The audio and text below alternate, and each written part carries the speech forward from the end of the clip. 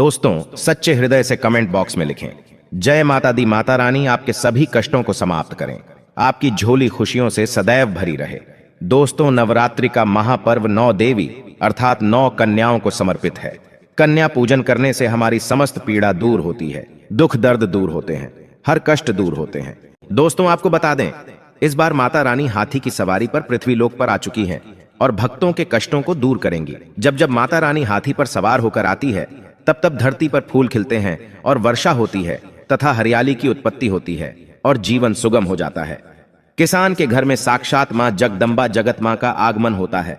दोस्तों, इस बार के नवरात्रि बहुत ही शुभ और मंगलकारी माने जा रहे हैं। इस बार शारदीय नवरात्रि 15 अक्टूबर दिन रविवार को शुरू होकर और इसका समापन 23 अक्टूबर दिन सोमवार को होगा। ऐसे में 24 अक्टूबर दिन मंगलवार को ही दुर्गा विसर्जन होगा। जो लोग माता रानी की स्थापना करते हैं, मूर्ति स्थापना करते हैं, वह लोग 24 अक्टूबर दिन मंगलवार को विसर्जन करेंगे। दोस्तों, नवरात्रि की अष्टमी और नवमी तिथि पर कन्या पूजन का विधान है। इस बार महाअष्टमी तिथि 22 अक्टूबर 2023 यानी कि इस दिन रविवार है और नवमी तिथि 23 अक्टूबर 2023 दिन सोमवार को है। ऐसे में आप अष्टमी और नवमी को इन दोनों तिथियां में कन्या पूजन अवश्य ही करें। कन्याओं को भोजन अवश्य खिलाएं। शास्त्रों में 9 दिनों के नवरात्रि को बहुत ही शुभ और मंगलकारी माना जाता है और वहीं 8 दिनों के नवरात्रि को अच्छा नहीं माना जाता। ऐसे में 10 दिनों के नवरात्रि बहुत ही शुभ माने गए हैं। शास्त्रों के अनुसार नवरात्रि के दिनों में माता रानी का पूजन करने से, कन्या पूजन करने से मां अभय वरदान प्रदान करती हैं। कुंडली में जो कष्ट होते हैं उन्हें ठीक कर देती है। श्रीधर की तरह ही सच्चे हृदय वाले व्यक्ति के सभी कष्टों का निवारण मां शीघ्र ही करती है। मां की उपासना से विनम्रता का विकास होता है। सभी कष्ट, दरिद्रता, दुख, कष्ट नष्ट हो जाते हैं। नवरात्रि में माता रानी का व्रत और पूजन किया जाता है, लेकिन नवरात्रि के दौरान सबसे ज्यादा महत्व होता है कन्या पूजन का। दोस्तों, कन्या रानी जो होती हैं, फूल की पंखुड़ियों की तरह नाजुक होती हैं। कन्या पूजन सर्वोप्रिय है, श्रेष्ठ है। कन्या के रूप में स्वयं जगदम्बा देवी माता वैष्णो 9 देवियां अर्थात समस्त ब्रह्मांड इनके शरीर के कण कण में वास करते हैं। बहुत कम लोग जानते हैं 33 कोटि देवी देवताओं का वास होता है। कन्याओं के मस्तक पर कन्या चाहें छोटी हो चाहें बड़ी हो, वह सदैव पूजनीय है, मां के समान मानी जाती है। दोस्तों, माना जाता है व्रत और उपासना से माता रानी इतना प्रसन्न नहीं होती है जितना कि कन्या पूजन से होती है। नवरात्रि में छोटी छोटी कन्याओं को माता रानी का स्वरूप माना जाता है। कन्याओं को भोग लगाया जाता है, उन्हें प्रसन्न किया जाता है और बदले में आशीर्वाद मांगा जाता है। कन्याओं को प्रसन्न करने के लिए गिफ्ट आदि उपहार वगैरह दिए जाते हैं। माना जाता है अगर कन्याओं को कोई भेंट दी जाए और वो उसे खुशी खुशी स्वीकार कर ले, तो इसका मतलब है माता रानी अर्थात माता वैष्णो ने वो भेंट स्वीकार कर ली। जिन पर कन्याएं प्रसन्न होती हैं, तो समझो उन्हें माता रानी का आशीर्वाद मिल गया और माता रानी की कृपा से उन्हें मुंह मांगा वरदान प्राप्त होता है। कन्या पूजन कोई मामूली पूजन नहीं होता। समस्त ब्रह्मांड में जो पूजा होती है, उनसे बढ़कर कन्या पूजन को माना जाता है। 10 बार गंगा स्नान करने से और 100 बार यज्ञ करने से तथा 1000 बार यात्रा करने से जो पुण्य मिलता है, वह मात्र 1 बार कन्या पूजन करने से करोड़ों गुना भक्त को मिल जाता है, प्राप्त हो जाता है। दोस्तों, इसीलिए कहा जाता है कि कन्याओं को सताना नहीं चाहिए, इससे समस्त ब्रह्मांड हिल जाता है। कन्याओं की जितनी सेवा की जाए कम ही होती है। कन्याएं कोई मामूली नहीं होती। कन्या के रूप में स्वयं उनके मस्तक पर विराजमान होकर स्वयं देवी चलकर आपके घर तक आती हैं। नवरात्रि में 2 साल से लेकर 10 साल तक की कन्या का पूजन होना चाहिए। अष्टमी अथवा नवमी को कन्याओं के पैर धोकर भोजन कराना, उपहार आदि देना श्रेष्ठ माना जाता है, दुर्लभ माना जाता है। ऐसा मौका कभी हाथों से नहीं जाने देना चाहिए। इस दिन जितना ज्यादा हो सके कन्याओं को हाथ पकड़कर, पैर पकड़कर अपने घर तक लेकर आएं। दोस्तों, वीडियो में आगे बढ़ने से पहले आप अपनी राशि भी कमेंट बॉक्स में जरूर डाल दीजिएगा। यदि हमारे पास कोई उपाय होगा तो वह आकर हम आपके कमेंट के रिप्लाई में बता देंगे। कोई भी राशि के अनुसार अगर उपाय करता है तो माता वैष्णो बड़ी प्रसन्न होती है और ऐश्वर्य धन प्रदान करती है, मालामाल बना देती हैं। इसीलिए राशि कमेंट में जरूर छोड़ें और हाँ, माता को एक लाइक जरूर करें। लाइक करने में कंजूसी ना करें। दोस्तों, कैसे करें? कन्याओं का स्वागत। कन्या जब आपके घर आए तब सभी के पैरों को दूध और पानी से उनके पैरों को धुलाना चाहिए। खासकर मर्दों को कन्याओं के पर आवश्यक धोने चाहिए, इससे मैया वैष्णो प्रसन्न होती हैं। दोस्तों, फिर उसके बाद कन्याओं को किसी साफ जगह पर जमीन पर कपड़ा बिछाकर बैठाना चाहिए। उनके माथे पर अक्षत, फूल और कुमकुम लगाना चाहिए। फिर उसके बाद भोजन ग्रहण करवाना चाहिए। लेकिन हमेशा याद रहें, कन्याओं की थाली में 3 पूरियां कभी ना रखें। इसे शुभ नहीं, घोर अशुभ माना जाता है। 3 पूरियां तथा 3 रोटियां मरने वाले व्यक्ति के लिए निकाली जाती हैं और जेल में कैदियों के लिए दी जाती हैं। ऐसे में कन्याओं को उनकी थाली में 3 पूरी कभी ना दें, लेकिन 1-2 करके पूरियां दे सकते हैं। इससे 3 संख्या बढ़ जाती है और दोष भी नहीं लगता। दोस्तों, कन्याओं को खाना खिलाने के बाद अंतिम में कन्याओं के सर पर लाल चुनरी उड़ाना चाहिए और भोजन में आपको खीर, पूरी, हलवा, चना तथा आलू की सब्जी, छोले वगैरह की सब्जी खिलानी चाहिए। पनीर आदि भी खिलाया जा सकता है। वैसे माता रानी का प्रिय भोजन खीर, हलवा, पूरी और छोले आदि ही हैं, लेकिन भूल से भी लहसुन और प्याज का इस्तेमाल कभी ना करें, अन्यथा अनर्थ हो जाएगा। अक्सर कई लोग कन्याओं को कुरकुरे का पैकेट, चिप्स वगैरह का पैकेट खिलाते हैं, जो कि घोर अनर्थ माना जाता है, क्योंकि इसमें लहसुन, प्याज का इस्तेमाल होता है, जिसके कारण आपका व्रत खंडित हो सकता है। माँ दुर्गा क्रोधित हो सकती हैं। जहां आपने 9 दिनों तक लहसुन प्याज का परहेज किया, लेकिन आपकी एक गलती पूरे व्रत को खंडित कर सकती है। इतना भी नादान नहीं बनना चाहिए कि माता रानी रूष्ट हो जाए और कन्याओं को भी अशुद्ध होना पड़े। कन्याओं को डब्बा बंद कोई भी ऐसी चीज ना खिलाएं जिसमें लहसुन प्याज होता है। कई चीज तो ऐसी होती है मार्केट में जिसके अंदर लहसुन प्याज का इस्तेमाल होता है। ऐसा आप कभी मत करना।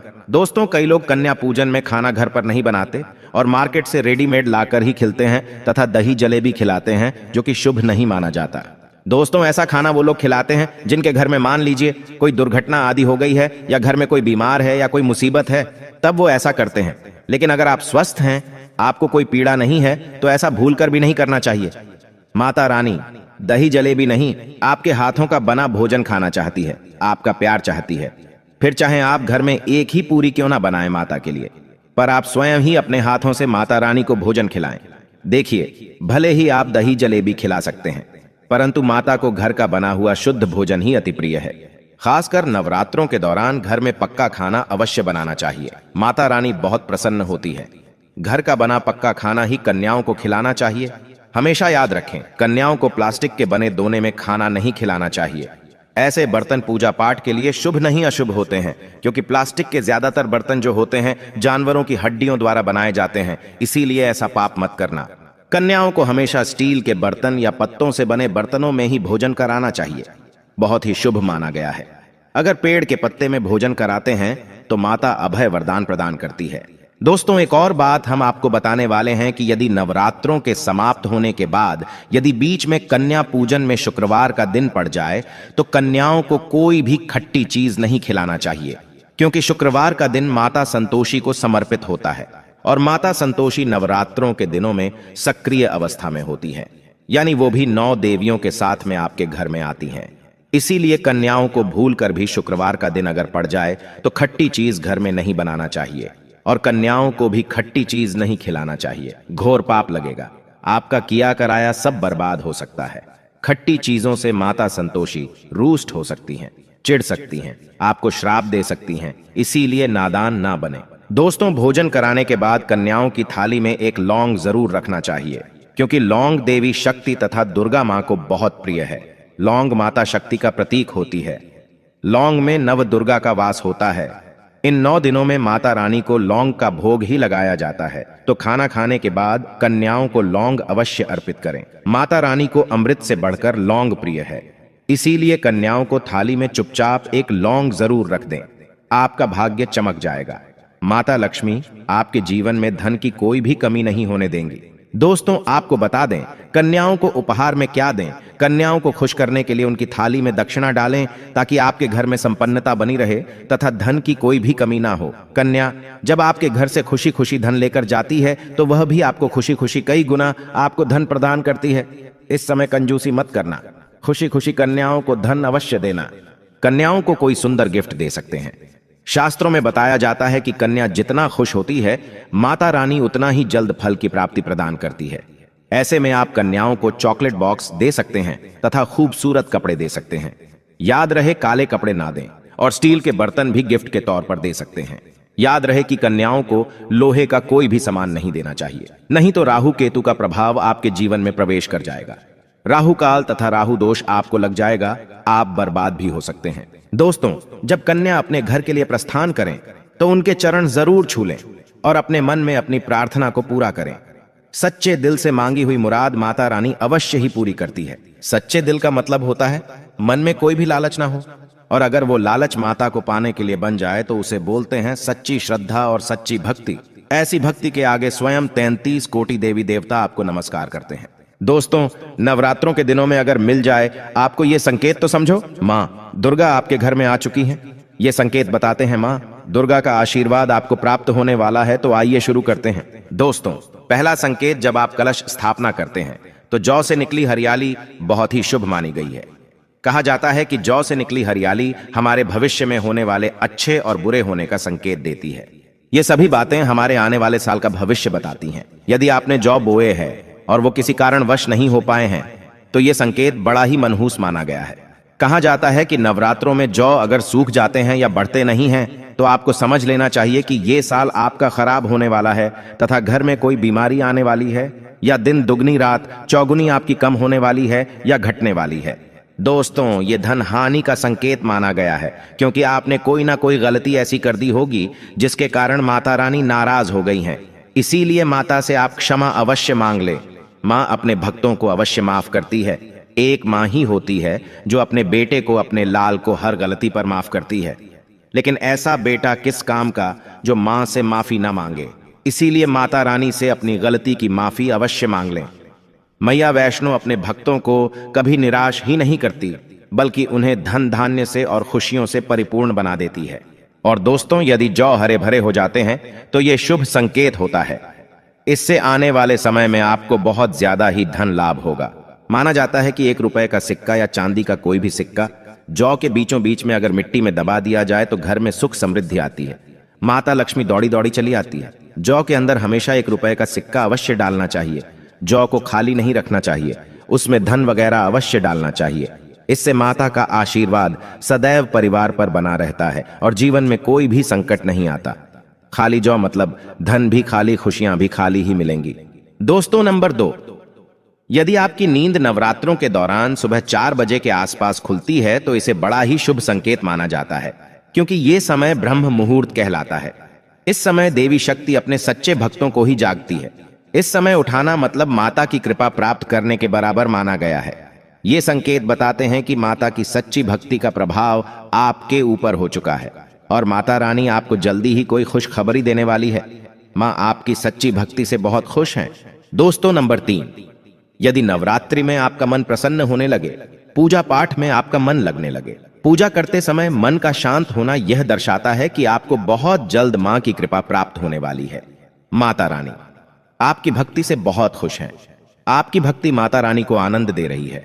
ऐसे व्यक्ति को समझ जाना चाहिए कि उसके जीवन में अब अच्छा समय आने वाला है। दोस्तों, नंबर 4, नवरात्रों के दौरान अगर मां के गले से फूल गिर जाए तथा जौ के हरे भरे पत्ते अगर बिन हवा के हिल जाएं तो इसे अति उत्तम माना गया है। यह संकेत बताता है कि माता रानी का आगमन आपके घर में अस्थायी रूप से हो चुका है। आपको माता लक्ष्मी की कृपा प्राप्त होने वाली है। ये संकेत कुछ खास लोगों को ही दिखाई देते हैं। माना जाता है कि पूजा करते समय अगर धुआं अधिक बढ़ जाए तो इससे यह पता चलता है कि आपके घर से गरीबी हमेशा हमेशा के लिए जाने वाली है। भूत प्रेत आत्माएं अब आपके घर से हमेशा के लिए जाने वाले हैं। पूजा करते समय धुएं का अधिक होना बहुत ही शुभ और मंगलकारी माना गया है। ये संकेत भविष्य में अच्छे परिणाम को दर्शाते हैं। दोस्तों, नंबर 5, द्वार पर गाय का आना। वेदों में बताया जाता है कि नवरात्रि के दौरान गाय माता का घर में आना बड़ा ही शुभ संकेत माना गया है। नवरात्रि में द्वार पर गाय का आना अत्यंत शुभ है। यदि आपके भी द्वार पर गाय आती है तो गाय के माथे पर कुमकुम लगाना ना भूले तथा गाय को रोटी जरूर खिलाएं। इससे मां दुर्गा अत्यंत प्रसन्न होंगी और आपकी झोली खुशियों से भर देंगी।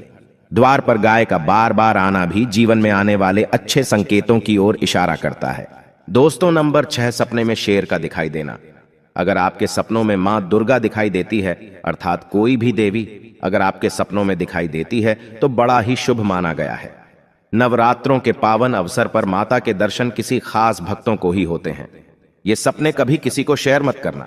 यदि माता की सवारी तथा शेर रात्रि में सपने में बार बार दिखाई देता है तो मां दुर्गा आपसे प्रसन्न है। ये संकेत बताते हैं कि जल्द ही आपकी कोई मनोकामना अवश्य पूर्ण होगी और आपके शत्रुओं का नाश हो जाएगा। शत्रु आपके नाम से ही थर-थर कांपने लगेगा। मां दुर्गा का वाहन शेर है, इसीलिए नवरात्रि में शेर का दिखाई देना अत्यंत शुभ संकेत होता है।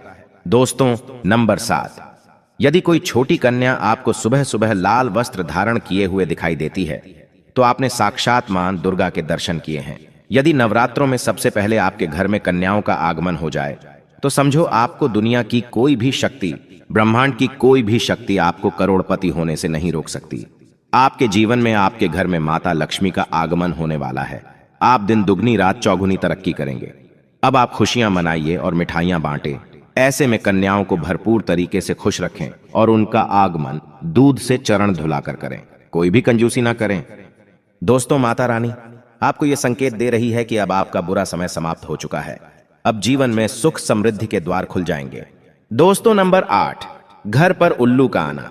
यदि मां लक्ष्मी का वाहन उल्लू नवरात्रि में आपके घर पर आकर बैठ जाए तो यह भी शुभ संकेत है। इसका अर्थ है कि मां लक्ष्मी का आपके घर में प्रवेश हो चुका है और आपकी आर्थिक स्थिति और मजबूत होगी। लेकिन याद रहे, उल्लू नवरात्रि और दीपावली पर आना ही शुभ माना जाता है। दोस्तों, नंबर 9, यदि ब्रह्म मुहूर्त के समय यानी सुबह के 4 बजे के आसपास घंटियों की आवाज सुनाई दे जाए या शंख की आवाज सुनाई दे जाए तथा कोई भजन सुनाई दे जाए तो बड़ा ही शुभ संकेत माना गया है। इससे यह पता चलता है कि माता रानी आपकी भक्ति से बहुत प्रसन्न है और आपके जीवन में सभी नकारात्मकता का नाश होने वाला है तथा माता लक्ष्मी की कृपा आपको प्राप्त होने वाली है।